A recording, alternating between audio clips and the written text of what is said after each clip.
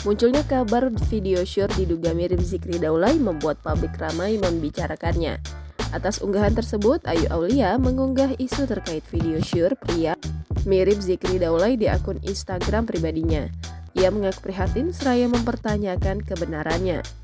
Penyanyi yang Lex juga turut mengomentari pada kolom komentar unggahan Ayu ini. Bahkan ia juga mempertanyakan keaslian video syur Zikri Daulay itu. Ayu Aulia pun tertawa menanggapi komentar tersebut. Lucunya, Ayu malah meminta link video syur mirip Zikri Daulay tersebut ke Yang Lex.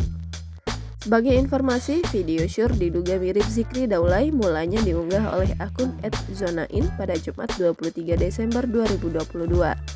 Dalam video, terlihat pria mirip Zikri Daulay sedang berada di kamar mandi tanpa memakai pakaian sama sekali. Lalu sambil memegang ponsel, pria mirip Zikri Daulay itu mengarahkan kamera ke organ intimnya yang dipegang oleh tangannya yang lain. Diduga video tersebut diambil kala pria mirip Zikri Daulay itu masih remaja.